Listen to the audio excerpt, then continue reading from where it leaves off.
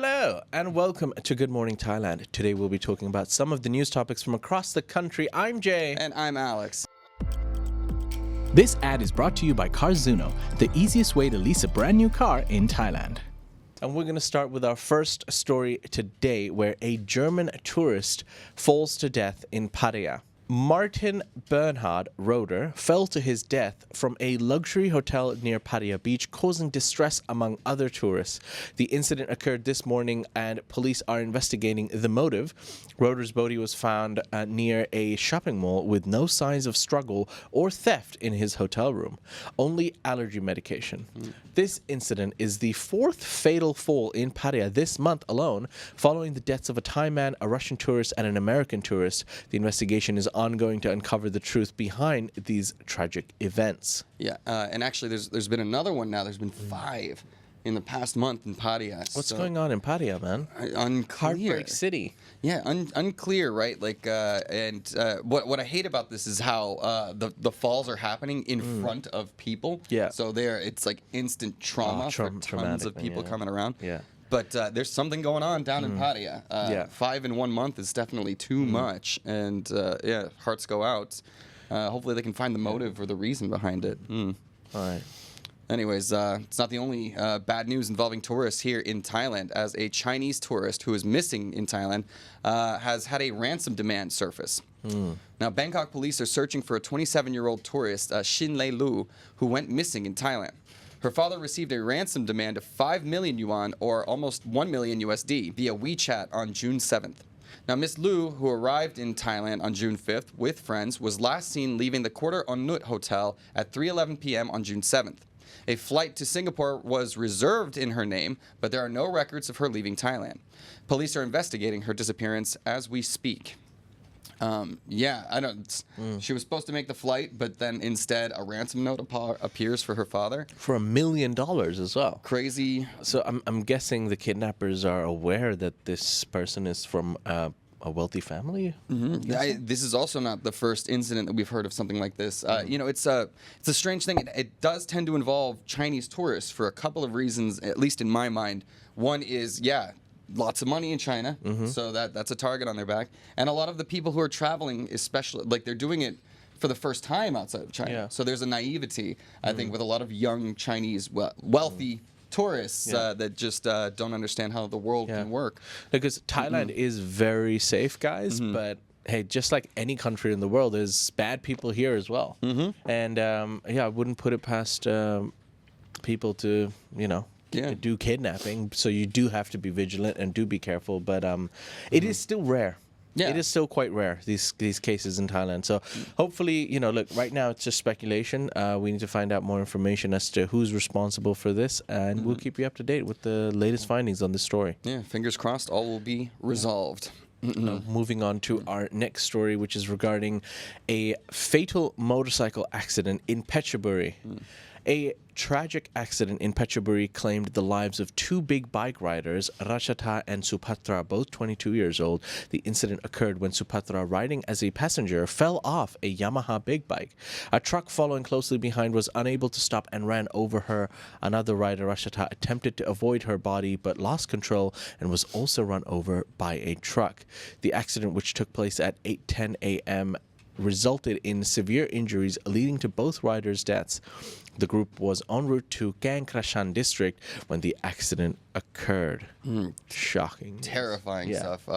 It's just, it makes me feel for you guys. Like, there's a lot of motorcycle riders now in the office as well, so it's important to be very vigilant in those situations. You're going to lose a lot of those traffic battles, right, on a bike compared to especially a big, massive semi. So, too young. 22 years old, both of them, and just a truly shocking tragedy. Excuse me. Reminder to be safe on the roads. Yeah, be safe out there, guys. Like, it is horrific when these accidents happen. And look, accidents can happen in cars and bikes, but when you are on a bike, the chances of you not surviving the accident are much higher than if you were in a vehicle. So, look, our hearts go out to these 2 individuals and to their families, and just stay safe out there, guys. All that can be said. Well, on to the next one. So we're heading over to Rangsit now, where police have raided an unlicensed nightclub. That's right. So after the police have raided this unlicensed nightclub in Rangsit, discovering 65 underage patrons. The raid, led by the Anti-Human Trafficking Division Commander Saruti Kwangsopa on June 8th, found the nightclub allowing minors under 20 to enter and consume alcohol. Police blocked all exits to prevent escapees and found over 300 young people inside. The 28-year-old owner, Patipan, admitted never applying for a license, and now he faces charges for operating without a license, selling alcohol during prohibited hours, and violating official orders. The case is now with the Paklong Rangsit police station. So, yeah, I think this is a funny thing in Thailand, obviously. Have you ever... Like, I got ID'd when we went to the cannabis event. Did you? But I didn't get ID'd. I guess you look old enough. I don't know. But listen, you look like you're under 21. Jokes. Oh. I think they knew who you were, and they're just like, oh, let's make Alex feel special. Yeah, sure, fair enough. But no, this is like, it's crazy to me though, because most of the time they don't check IDs in Thailand going into clubs or anything like that. This guy was obviously, he was operating without a license in the first place. Yeah. Had 300 people in his place without the ability to sell alcohol to any of them, right? He didn't have the license for that. But because of that, those cutting corners and that kind of stuff means that, hey, this is probably a place where underage kids can go and party a little bit too. So, yeah, not like that culture I think needs to change in Thailand a little bit. We need to probably bring in the IDs for alcohol purchases, especially when you're catering to a young audience where there might be some people under 20 sneaking in. Anyways, yeah, this got shut down. So one less underage club in operation. All right. Well, we're going to move on to some of our last stories. This one regarding a Thai singer's wife accused of embezzling 60 million baht. The wife of a famous Thai singer has been accused of embezzling 60 million baht from her husband's company. Desha Kitivitayanan, head of the Lawyers for Relief Network, revealed the allegations on Facebook. The wife, who had previously appeared on the TV show Hon Krase, claiming to be a victim of infidelity, allegedly transferred the money secretly to her account. The case has already gone to court, and Desha's revelation has sparked social media interest in identifying the involved parties. This twist suggests that the narrative on the TV show was incomplete, omitting details of her financial misconduct. Now look, it's okay to complain about infidelity, but if you've stolen 60 million from your partner, who's the real bad guy yeah, here? where do we find the balance in this? Yeah. Is embezzling worse than infidelity? Yeah. Also, I'm not. It's unclear too whether she was crying wolf about the infidelity as well. Like, so I don't know. So, coming with a sob story to just get money. Yeah, I felt that was like a 2-for-1. It's like, not only have I stole 60 million from you, but I'm going to shame you publicly in front of the whole country. Yeah. So you can't. You know. Yeah, it's ruin your reputation as well. Hey, sometimes the best defense. But maybe is a good he offense. has been, you know, A little an he said, she infidel. said going on. But yeah, what is not up for argument is the 60 million baht embezzlement. So that is still not okay. Alleged embezzlement, Alex. Alleged. Look, I don't know. We'll see. It seems like a little bit of personal drama, and it's funny when there's this much money involved, right? Like that much money and emotion involved. Yeah. It's a strange kind of story. That's a double whammy, baby. Yeah, I don't know, man. Seems I'm glad I'm not rich. I don't have the people coming after me like this. Yeah. Well, I got another. Yeah, we got a weird story. Note to self: just don't get married. Don't get married. Don't do it. Stay poor. I don't know. Keep the target off your back. If you ain't no punk, holla, we want prenup. We want prenup. What's the song again? Kanye. It's a Kanye, yeah. I got you. Not the perfect person to talk about in this context. Yeah, he's in trouble lately too. Maybe we can get into that afterwards. All right, one last story for Thailand before we move on to our ASEAN news. So a woman has been arrested for using deaf individuals to distribute meth. So police have arrested 53-year-old Prayun for allegedly using deaf people to distribute methamphetamine to avoid detection. Prayun, claiming she was coerced, feared losing friends if she spoke out. Acting on a tip-off, police set up a sting operation in Bangkapi, Bangkok, where they arrested a deaf man named Pattarasit during a drug handover. The investigation revealed Prayun's involvement after officers found photos and messages on her phone indicating regular drug sales.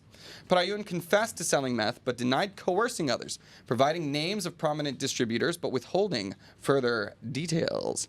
I think that's a funny funny strategy for drug dealers. Use disabled people, like deaf people for it, because I guess there's more of a kids' gloves with society, and like, oh, he's deaf, just let him go and stuff like that. Yeah.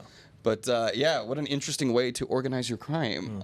In one way, it's horrible that they would, use people with disabilities to commit crime, sometimes even force them to do it. On the other hand, seems like a fairly well thought out plan until it didn't go right. Right. Obviously. I know. That's what. It's genius until it doesn't work. Of course, right? Like, it's always smart until you get caught. But just creating jobs for deaf individuals, something like that.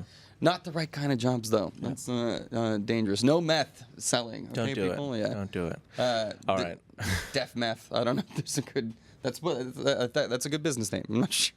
All right, that's enough. All right, we're going to move on to our few last stories from around ASEAN, starting with Vietnam.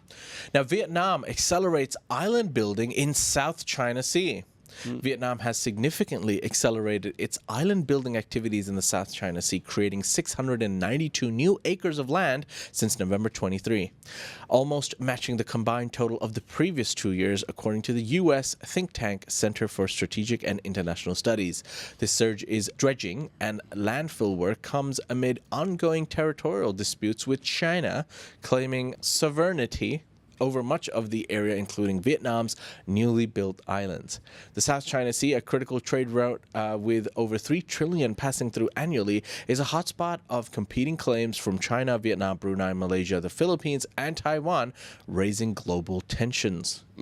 Global tensions and island building. Yeah, China kind of started this race. They started building islands in that area to sort of cement their territorial claims to those trade routes. And now, other countries can build islands too. So now Vietnam is ramping up their efforts to build islands. I think it's interesting how they're just building new islands. Yeah. Right? And, shove a lot of sand down. I guess it works. In a certain area. Yeah, but that's the funny thing about it. Vietnam, although was a communist country, right? Huge, bitter rivalry with China these days, and this is another example of it. Seeing this dispute. You love political tension, don't you, Alex? I mean, we're in ASEAN. There's tons of it. Sick. Tons of it around here. But an interesting political move from Vietnam to try and stake their claim in the South China Sea. Okay. Well, I have some non-political news for you now, but it is another crazy story where we go to Indonesia as a woman was found dead inside of a 16-foot python. Whoa. Now, a 45-year-old woman, Indonesian woman named Farida, was found dead inside of a 16-foot-long python in Kalimpong village, southwest Sulawesi. She went missing on Thursday night, prompting a search, and villagers discovered the snake with a large belly and cut it open, revealing Farida inside. This marks at least the 5th such incident in Indonesia since 2017. Reticulated pythons, common in Southeast Asia, typically prey on mammals, but have occasionally swallowed humans. Graphic footage of the incident has circulated online, highlighting the rarity but reality of such tragic events. What a shocking and terrifying way to go. I know. It's giving me chills, man. It's giving me the creeps. Yeah, I really don't like it. But imagine finding that as well. Like, oh, this python's definitely swallowed something big, and then it's a human being. Yeah, it's very common for like pigs and monkeys and stuff like that. That actually is pretty common in there. So, but yeah, 5 times since 2017. They're at about 1 per year or something like that. So it's a real, still a danger out there, although it is very rare. Yeah, it's too big. 16 feet. Jesus Christ. All right.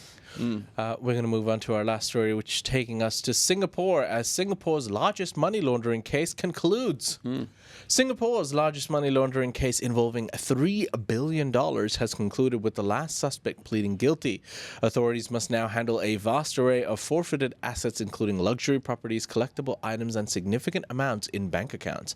Credit Suisse, now UBS, and Citigroup held the most deposits for the convicted, with other notable banks like DBS, OCBC, and UOB also involved. The launderer's assets include prime real estate, luxury goods, significant sums in cryptocurrencies, and authorities face challenges in auctioning these assets due to market conditions and maintenance costs. $2 billion seized. That seems like it's probably a drop in the bucket for what's going on in Singapore. I wonder how I would... Okay, this is strange, but it would be interesting to sit in an auction where they are selling off these items, because obviously the government wants to sell it as expensive as possible, but surely they're below market value. Yeah. As in, like, it cost 1 million, but hey, this belonged to a guy who embezzled and was possibly a criminal, a drug lord, a fraud. So this car's value is now what, less than half? No, I mean, no, it's a real thing. Like the police auctions, that's like a real thing. So they do it with seized assets all the time. Yeah, it's a good idea. Usually, like, I don't know, the car is haunted because somebody was murdered in it or something that. So, like, I mean, I don't know. There's all sorts of crazy. Do they clean it up before they sell I it? assume so. Like, but Whoa. yeah, it happens with all sorts of different things. Like, I mean, these are just things that you don't normally think about in your daily life. yeah. But when you do think about it, you're like, whoa. Yeah, well, you know, it's like when there's physical assets, that makes sense to go to auction. But a lot of the things are like paper assets and like cryptocurrencies, right? A lot of it was seized. How do you auction that off? Like they have a set value already, like according to the market. So yeah, I don't know. Can't the government just keep that money, I guess, if it's crypto? Could be, but it depends on the laws and the regulations around How the do you finances. keep a Rolls Royce? You just gift it to someone. Yeah. It's a company car. It's a company car, guys. That's the question. This is billions of assets seized for corruption. Who knows what happens to them now? Could be a little more on the way. All right, ladies and gentlemen, those are some of the news topics from across the country and ASEAN. Let's dive into some of the comments and say hello to our viewers. This ad is brought to you by Carzuno, the easiest way to lease a brand new car in Thailand.